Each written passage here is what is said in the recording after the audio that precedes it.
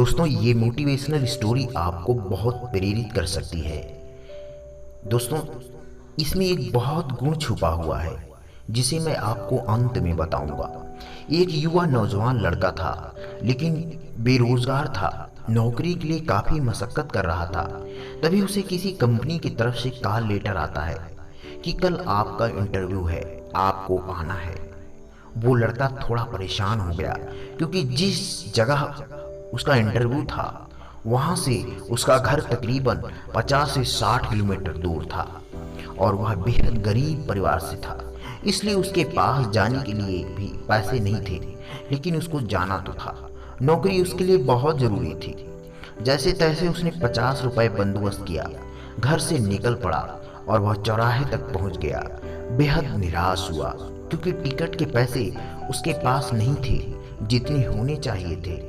तभी उसको पास में एक मंदिर दिखाई देता है और वह उस दिशा में चला जाता है।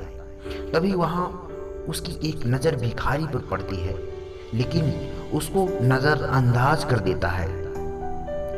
मगर भिखारी उसको परेशान देखकर पूछ ही लेता है कि आपको शायद कोई परेशानी है, मैं आपकी क्या मदद कर सकता हूँ। लेकिन वह उसको कुछ नहीं बताता। सोचता है ये भिखारी खुद मांग रखा है, ये मेरी क्या मदद पर कर पाएगा।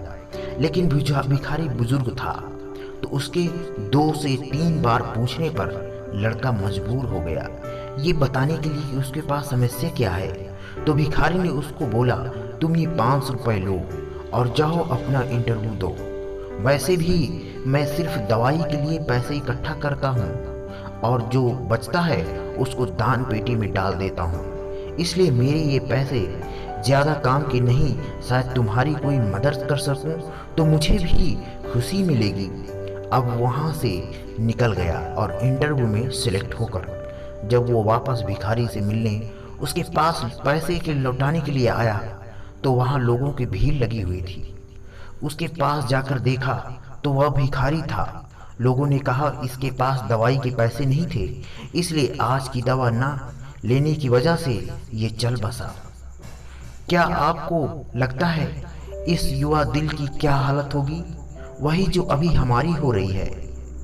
अब मैं आपको इस मोटिवेशनल स्टोरी का गुण बता देता हूँ। किसी भी काम को करने या किसी के लक्ष्य को हासिल करने के लिए मार्ग में हजारों कठिनाइयों को सामना करना पड़ेगा। अगर ये सोचकर हम आगे ही न बढ़ें तो आप हो सकता है रास्ते में कोई हो जो हमारी मदद के लिए बैठा हो। ईश्वर तो किसी भी रूप में हो सकता है।